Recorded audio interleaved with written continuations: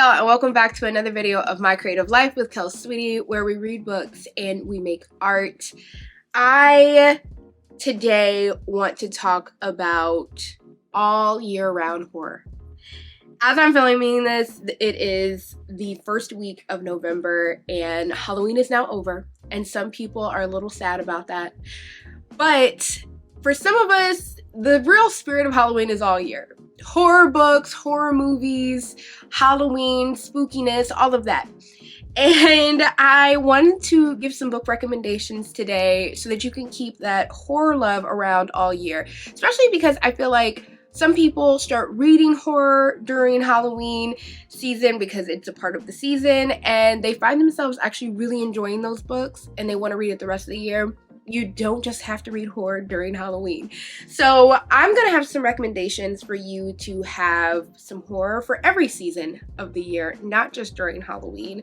I'm really excited to share these because I feel like some of these aren't your usual recommendations. I feel like personally, I see a lot of recommendations that go around that are some of the same, just horror recs, but these are ones that I've really fallen in love with and some of my favorites, and I think that they fit pretty much every other season. So I want to give 2 recommendations per season so that you can really feel a part of the season that you're experiencing during that time while still getting some horror in, because you basically just found your new favorite genre.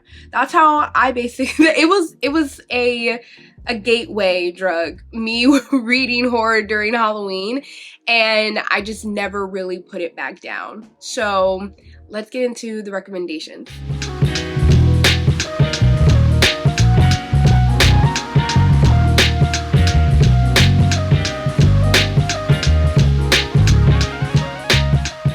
First, I want to give recommendations for the winter time. With us going into the winter time very, very shortly, and a lot of us getting ready already for Christmas, I wanted to give some recommendations that could help you through this season and work our way all the way down back into the fall season.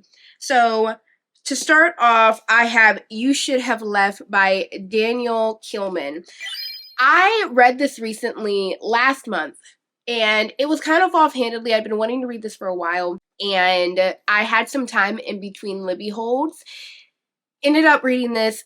The audiobook was, I want to say 3 hours or so. I think you could even read it quicker than that. This is a one sitting type of book.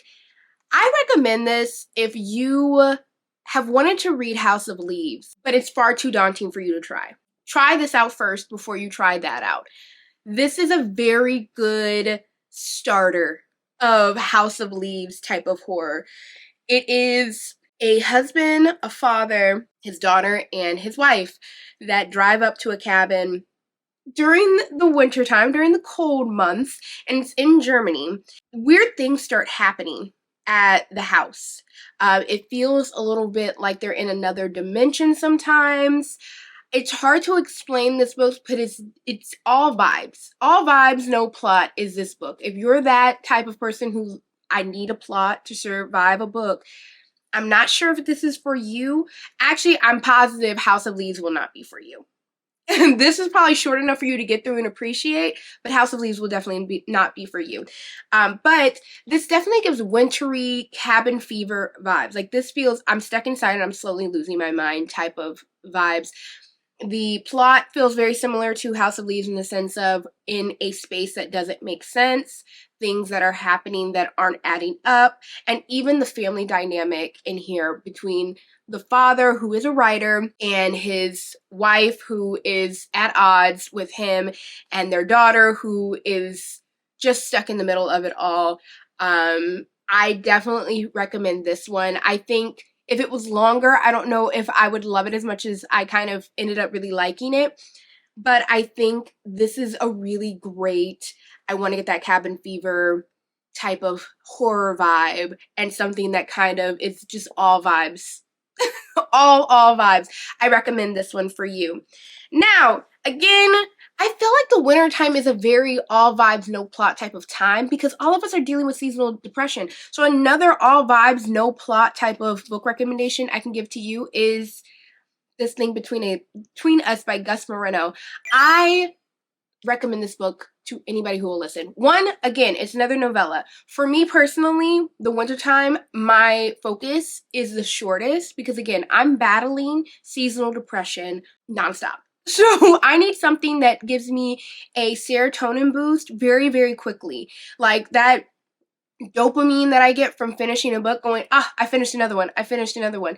Novella season is the winter season. It is not the summer season. It is the winter season because you are looking for that dopamine anywhere. So another short book, short read for you. I also listen to the audiobook. As y'all know, I love audiobooks. I think all of these I listen to on audio because y'all know I love a good audio reading. This is about another couple. They're in Chicago and they move into a new place. What ends up happening, again, the space feels strange. It is very cabin fevery, not as much so as You Should Have Left because it doesn't all take place in the household, but the house starts acting very strange. The couple ends up starting to get these, Thiago and Vera, that is the couple's name, start getting these strange things ordered off of their Itza. It's an Amazon, Alexa, and weird things like lie or how to hide a body. These very dark things start showing up at their door, things that make them very uncomfortable on why they've been ordered or why are they getting sent to the house. Vera ends up passing very, very suddenly, and Thiago ends up spiraling into his depression over the grief. I think this is a beautiful, beautiful, darkly beautiful tale about grief and where it can take you if you don't pull yourself out of it. Trigger warning, there is a huge portion of this that is about a rabid dog, and it is quite graphic. Me as a person who's usually, I don't really need that type of trigger warning, even I was sitting there and I was like, oh, that was a little much. So just a heads up on that. But I really do think that I've read this book and I could feel Thiago's depression, his grief, just a downward spiral. It is, if you are struggling with seasonal depression, and you're in the middle of it, I don't recommend you reading this book because it is not a light one. It is not happy. There is no real light at the end of the tunnel on this one. But I do think that it is a perfect chilly read. If you are looking for something in that vibe for your wintertime reads, I cannot recommend This Thing Between Us enough because I've not read anything that felt chillier, colder. I'm running out of adjectives, but than this book right here. And it, for something so short, Gus Moreno really popped off with this one. I absolutely recommend it. So those are my winter recommendations to keep the horror around all year long. This Thing Between Us by Gus Moreno and You Should Have Left by Daniel Keelman. Moving on to spring. You survived the winter. The dark, chilly months, your seasonal depression is starting to lift. Horror is the reason why you made it from just diving into it, but you want to thaw out. Okay, great. Let's read about some birthing books. Not necessarily giving birth, but birth of self, renewal. That's what this section of these recommendations is called, is renewal. The essence of spring. I would like to start out with my top 5. I think this is my top 5 read, possibly of all time. I'm not certain, but it definitely is my top read of this year. Sorrowland by River Solomon. This was my gateway drug into River Solomon. Their work is, it's vibey and it speaks to me and it's saying 5 million things all at once, and it begs you to want to look into the metaphor of what it's talking about. It begs you to not like the characters, but think that they're interesting enough to keep learning about who they are. It begs you to listen to these characters who you don't even like and go, I recognize you, whether that's in yourself or in other people. I love their work, and Sorrowland was one of their first novels that I read by that author. Sorrowland is a cult book. It is a science fiction book. It is a horror novel. It is a ghost tale. It is lit fic. It's just straight up literary fiction. It's feminism. It's queer. It's black. It's religious, it's political, it's a conspiracy theory, it's 5 million things all in one, but what it is at the end of the day is a story of renewal and rebirth. That is what I really loved about Sorrowland. I feel like I can't explain it, and I feel like I recommend this, many people I've recommended this to and got them to read it, and then they read it and they go, I get why you can't explain what this book is about, because it's about so many different things. But the main thing is our main character, Vern, is the main character, and that's what this book is about. That's who this book is about. They're an intersex individual who grew up in a religious Black cult and has 2 children who they're raising in the wilderness since they escaped the cult. The cult is trying to come after them. There is conversations of what happens to those children being born and raised feral, being brought into society, what happens to those children, Fern and their queerness as an individual, like loving other women, loving other queers, people who are like, it's so full political conspiracy theories. At one point in this book, it feels like if E.T. was 6 feet tall and actually looked like the Predator instead of a cute little lump. I feel like that's such a great way to explain where, and now that I've said that, when you read Sorrowland, I feel like you'll know exactly where the point that I'm talking about when the government comes after Vern in this book. It is a very specific point where we get into, are we an alien? The movie Alien. So I cannot recommend this book enough, but I really feel like it's a great springtime horror. There's so many conversations about nature in this book. You feel like you're in the forest with Vern and their children in this novel.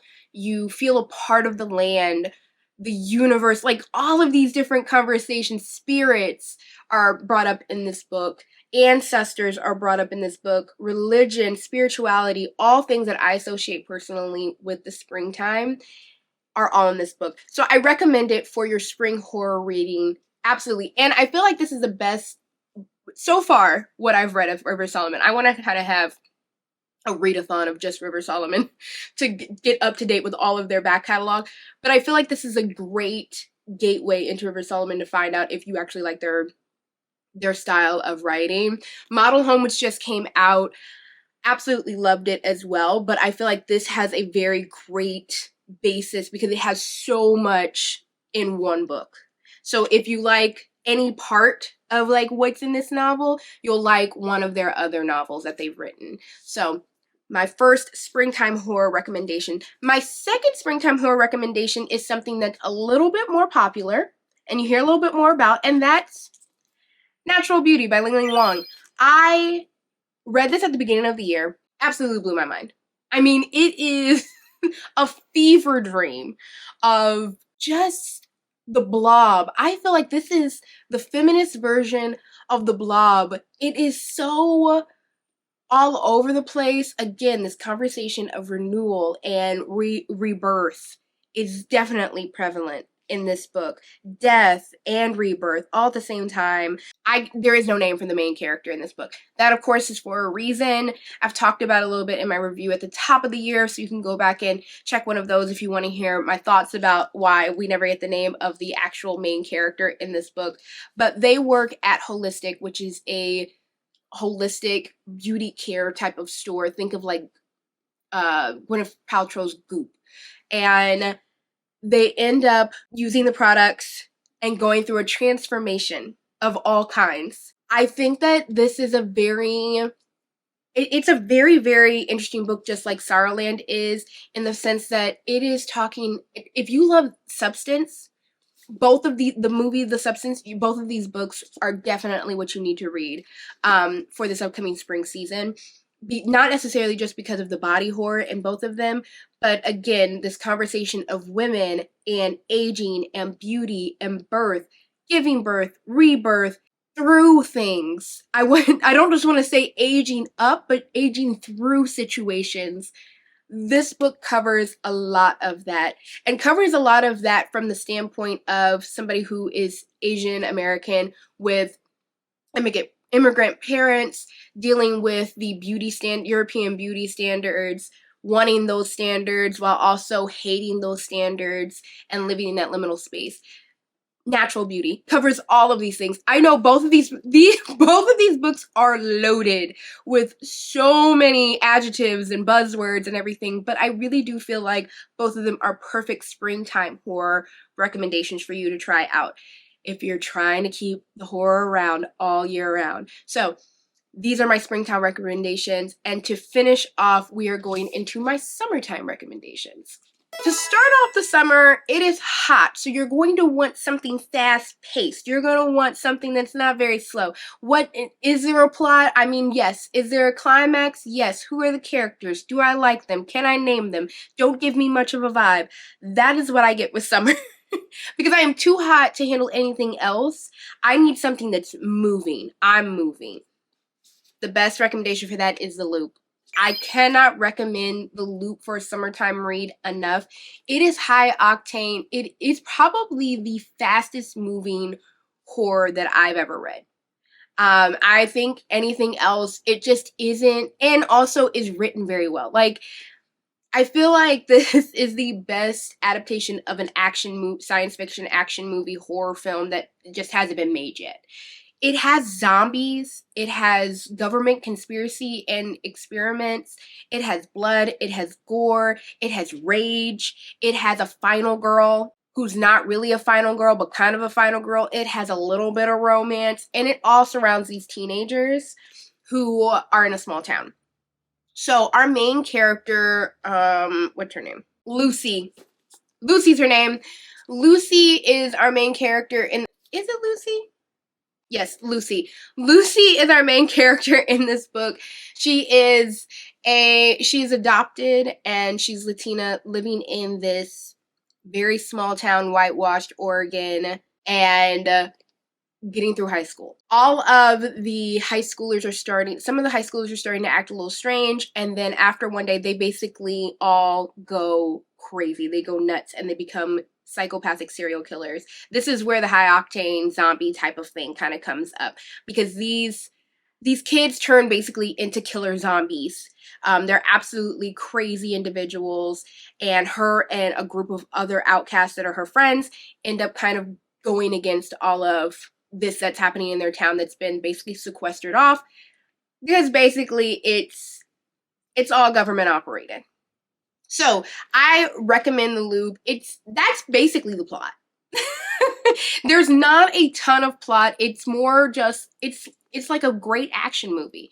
Just enough plot for you to be interested, but not enough for you to be sitting there looking for a ton of what does it all mean type of thing, which I still enjoyed because it was written extremely well. You still really loved everything that was happening with the characters, and you were interested enough in what was even happening moment to moment with them. So I recommend this for your summer reading for sure. And as well, I recommend Ring Shout by Pajeli Clark. This is another novella, so again, keeping some stuff short, but I love this because, of course, during the summertime is Juneteenth, and I think this is a great Juneteenth read for you to read during the summertime. Now, again, I feel like this is a short novel, but it packs a punch, not necessarily just in its political stances, but it feels high octane, again, like an action film. It follows 3 Klux killers, hunters. They're 3 women, and it's during the release of Birth of a Nation, where these otherworldly creatures from another dimension are infiltrating our dimension through the hatred of racist Klan members. And they happen to look like Klan members. So that's the basis of Ring Shout. I think there are plenty of things in here that it's high octane vibes.